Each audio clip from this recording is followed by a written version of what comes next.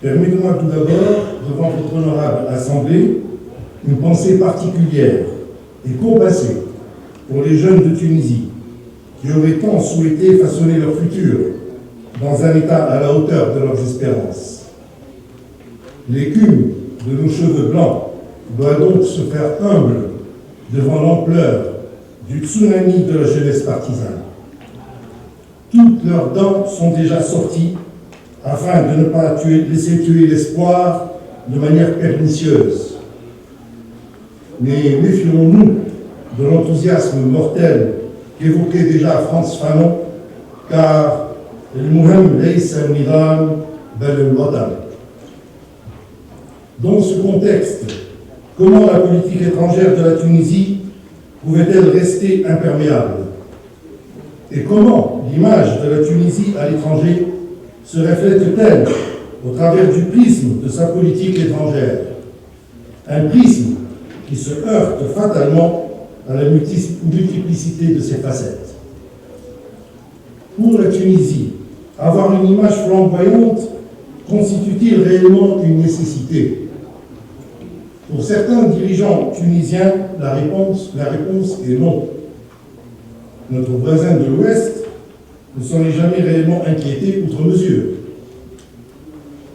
Quasiment sans ressources et avec des ambitions de développement immenses, les pères fondateurs de la Tunisie moderne ont immédiatement pris la mesure de la portée de l'image de la politique étrangère du pays pour ressusciter.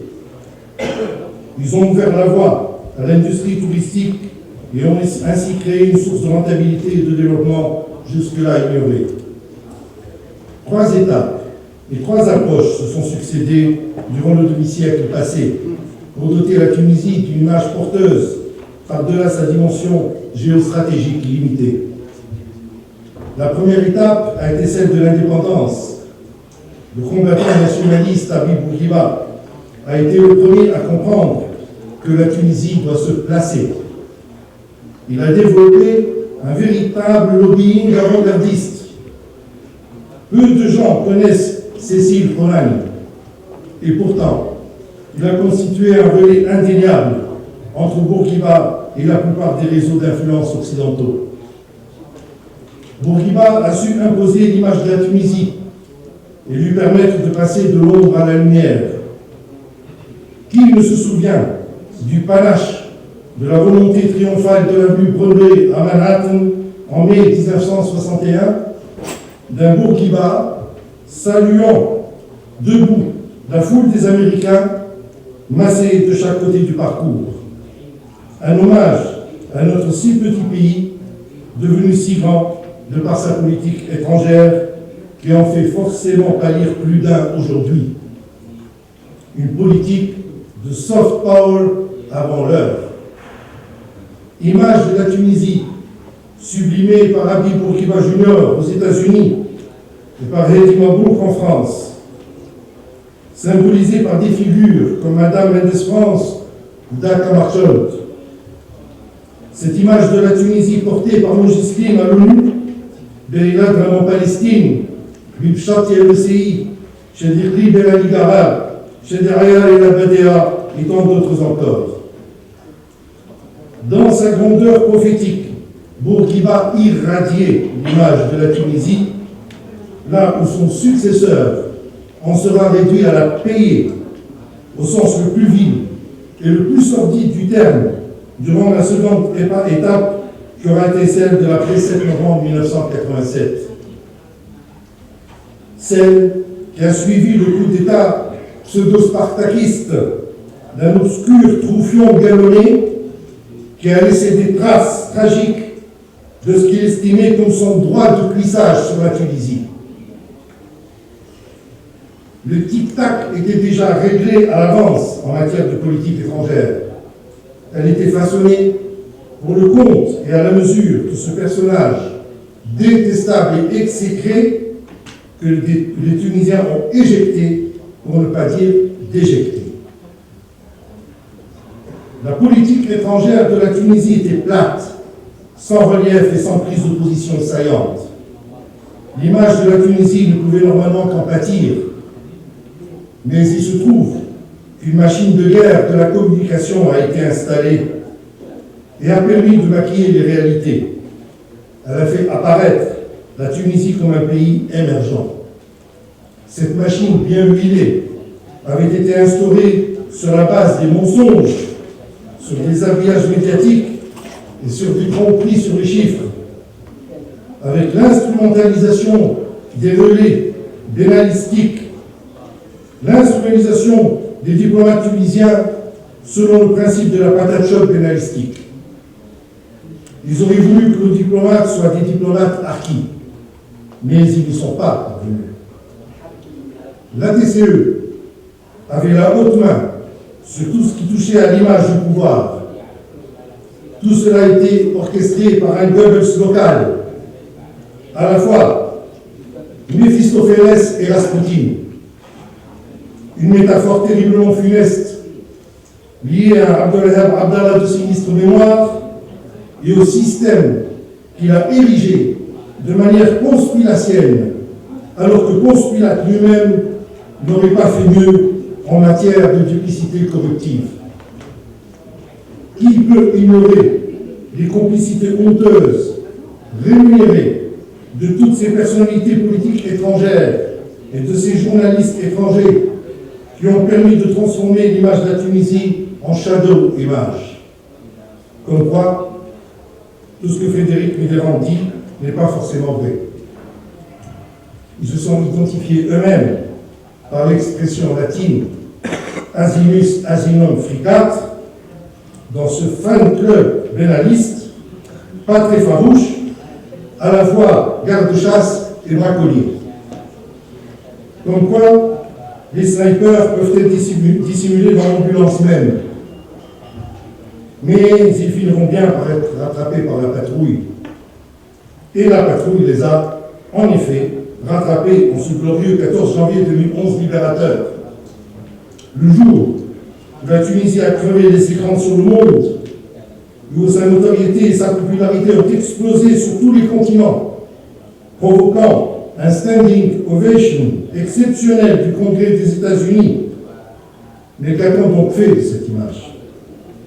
Notre diplomatie est passée de la diplomatie chahutée et bousculée avec le ministre Kamel Nogel à la diplomatie du franc-parler et de l'authenticité avec le ministre Hamid Ounès, puis de la diplomatie circonspecte avec le ministre Moulki Kefi, à la diplomatie de la savate avec le ministre Rafik Asrem Bouchek. Le résultat, c'est étrange, non? C'est comme mettre dans sa propre poche une grenade découpillée. Ce qui démontre qu'il ne suffit pas de se parrainer avec un portefeuille, même ministériel, le tout est de savoir ce qu'il y a dedans. Depuis lors, le nouveau ministre Ahmed Jalandi s'est trouvé hérité de cette situation et serait pris entre le marteau de l'héritage de l'Afrique abyssinienne et l'enclume du tempérament du président de la République. Celui-ci ayant engagé bien en tête une diplomatie tonitruante dans les dossiers de l'UMA, de la Syrie, de l'OUA et de Bardel et Mahmoud. Seule la Corée du Nord et le Japon auraient finalement trouvé grâce à ses yeux. Histoire de goûter à la taquinerie, depuis qu'il n'entend plus parler de lui, il se croit sourd. Pour paraphraser Talleyrand, le prince des diplomates. Un grand moment de solitude, en quelque sorte. Ce qui ne serait pas pour déplaire au ministre Ahmed Jalandi, qui a enfoncé un coin en déclarant à un quotidien tunisien que la diplomatie de grand bruit ne rime pas forcément avec efficacité. Il voudrait engager une dynamique positive et vertueuse pour ressusciter l'image écornée de la Tunisie. Mais, comme il y a toujours un effet caméléon entre le monde de la politique et celui de la diplomatie, notre ministre va probablement s'appliquer à murmurer à l'oreille des chevaux pour mieux les enfourcher ensuite sabre au clair. En tout cas, ce sera toujours mieux que d'avoir l'oreille d'un autre type d'équidier.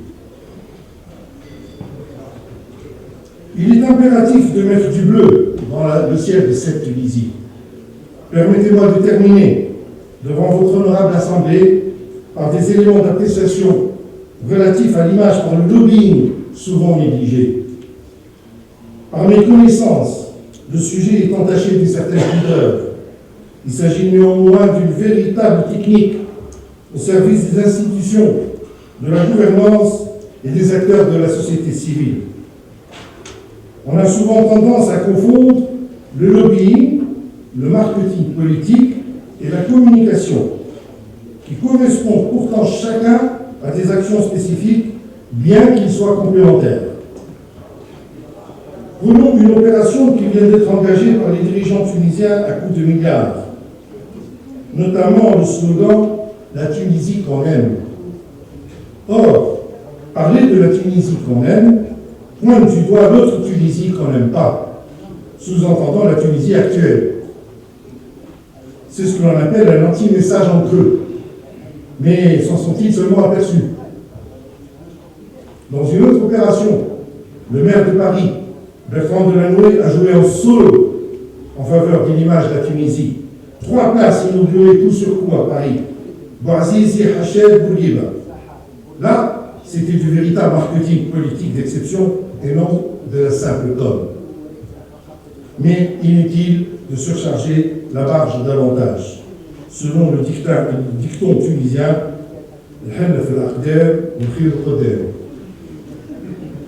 s'il y a un paradis, c'est justement parce qu'il y a un enfer.